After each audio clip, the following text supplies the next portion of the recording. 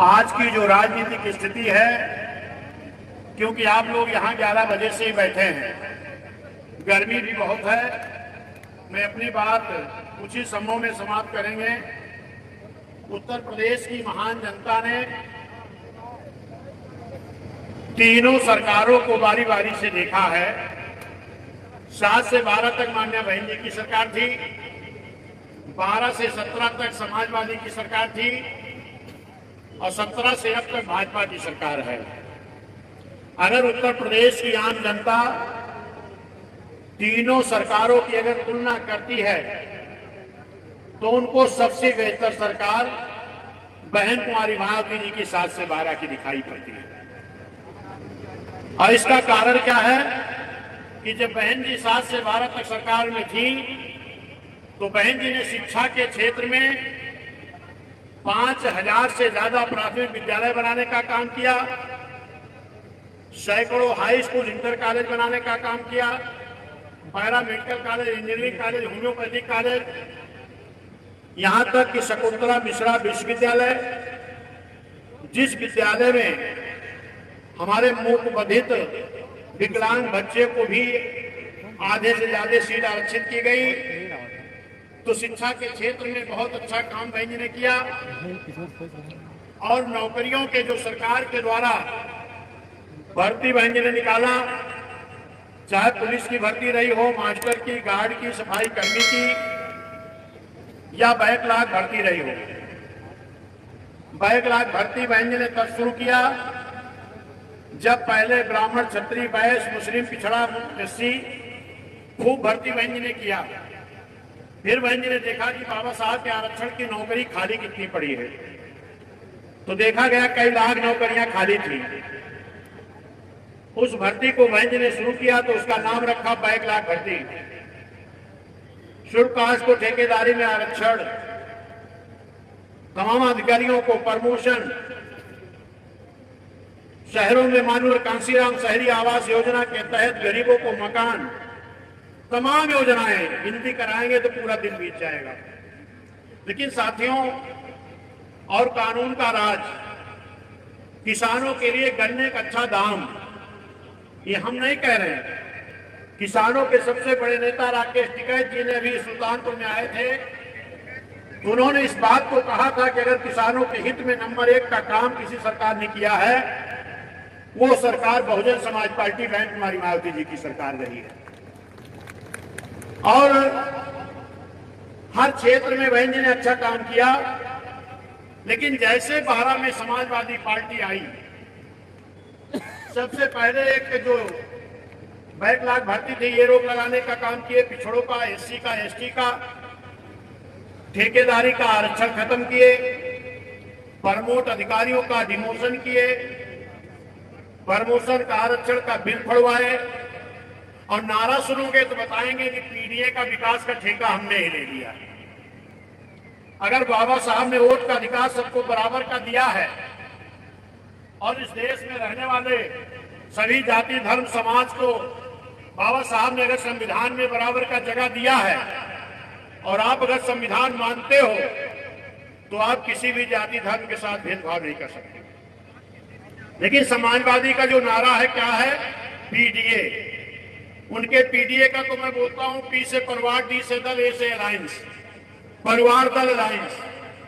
लेकिन जो उनके लोग बताते हैं कि पीडीए का मतलब परिवार, पी से पिछड़ा, दे से दलित, ए से अल्पसंख्यक, और कभी ए से आदि आबादी बोलते हैं, तो कभी ए से अगड़ा बोलते हैं, तो कभी ए से आदिवासी बोलते हैं। मैं उन समाजवादी के लोगों से, ब्राह्मण, क्षत्रिय, वैश्य की तरफ से क्वेश्चन करना चाहता हूं कि क्या माननीय अखिलेश यादव जी, आप पिछड़ा, दलित और संख्यक की ही राजनीति करोगे? क्या तुम्हें ब्राह्मण, क्षत्रिय, वैश्य का वोट नहीं चाहिए क्या? अगर नहीं चाहिए तो कोई देने भी तुम्हें नहीं जा रहा है, क्योंकि बहुजन समाज पार्टी की नेता ने ऐलान किया है कि सर्व समाज की भागीदारी बहुजन समाज पार्टी देगी। आज भी आप अभी उठा करके देख लीजिए, बहन जी ने कहा है कि ब्राह्मण समाज के साथ भी जिस तरह अत्याचार हो रहा है, जिसकी मर्जी वही ब्राह्मण समाज का अपमान कर रहा है। अभी एक ने पंडित घुसखोर पिक्चर बना दिया, सबसे आगे मान्या बहन जी खड़ी हुई। अभी एक ने क्या परिभाषा, एक समाजवादी के प्रवक्ता जी हैं, उन्होंने क्या कहा कि ब्राह्मण से अच्छी तो वैश्या होती। इस तरीके से किसी भी समाज का अपमान करने का अधिकार किसी को संविधान ने नहीं दिया है। आज का वीडियो पढ़ लीजिएगा।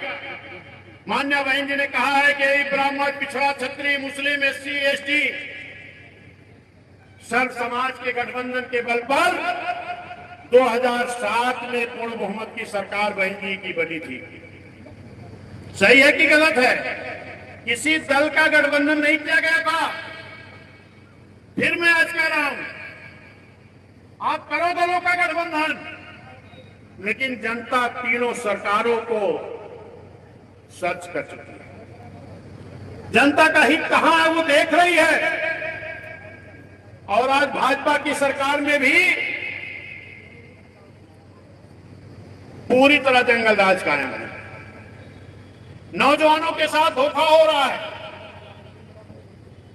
अभी आपने देखा एसएससी की परीक्षा हुई और पर्चा लीक हो गया। नीट की परीक्षा हुई, पर्चा लीक हो गया।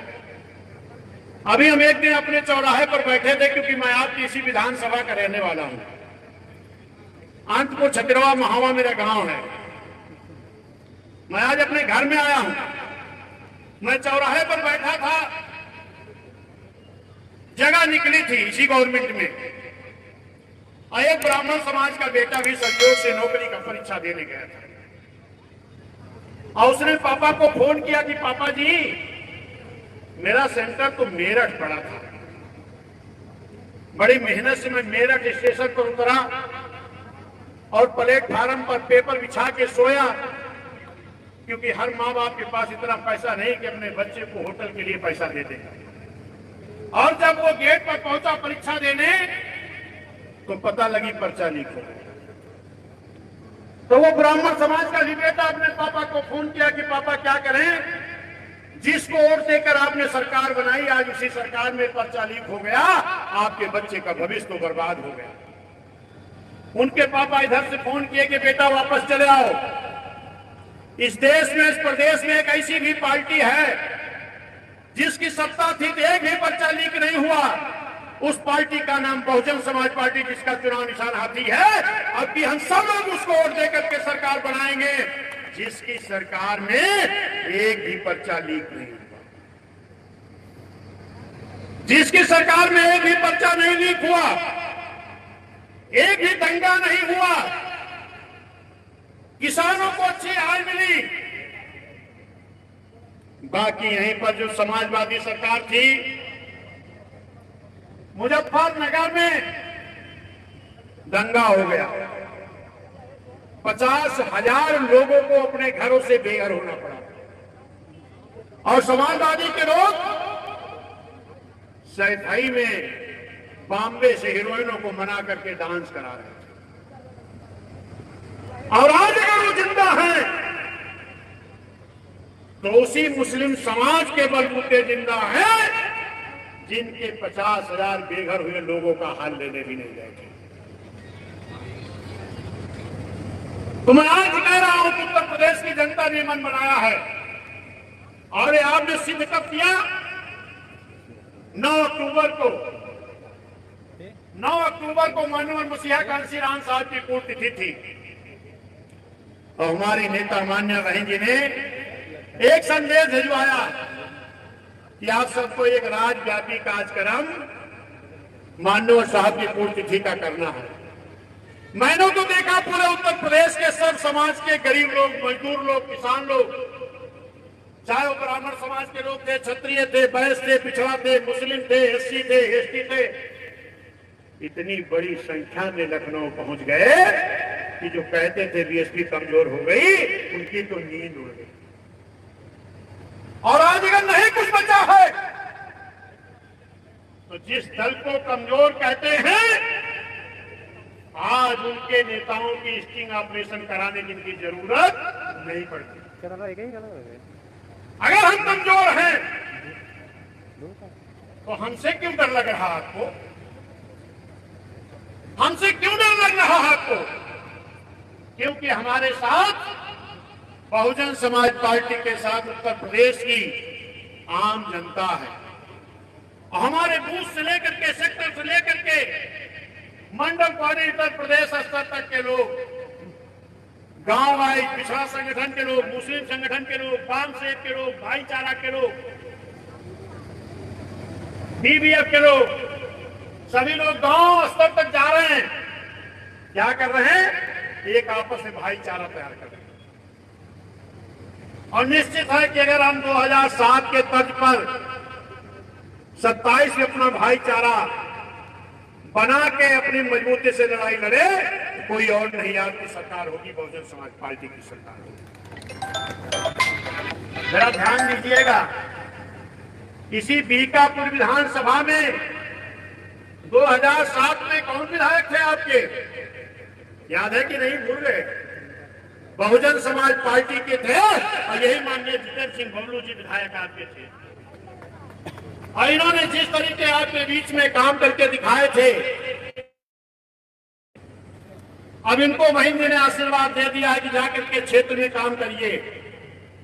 मैं आपसे वादा करता हूं कि अगर 2007 में बीएसपी के विधायक यहां से जीताया था आपने, तो फिर 2007 के बाद अब कौन सा आया है?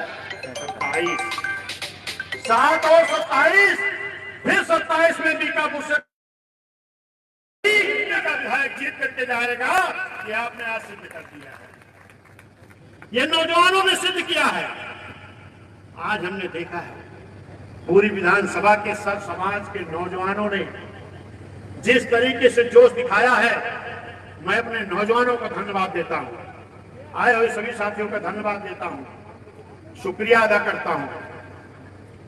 और मैं अपनी बात समाप्त करूंगा इसी उम्मीद के साथ कि फिर आगे जल्द ही मीटिंग होगी। आज तो मैं संदेश बहन जी का लेके आया था, माननीय जितेंद्र सिंह बबलू जी की ज्वाइनिंग की घोषणा आपके बीच में करने के लिए, और हमें उम्मीद है जल्द ही आपके बीच में फिर दूसरी भी घोषणा होगी।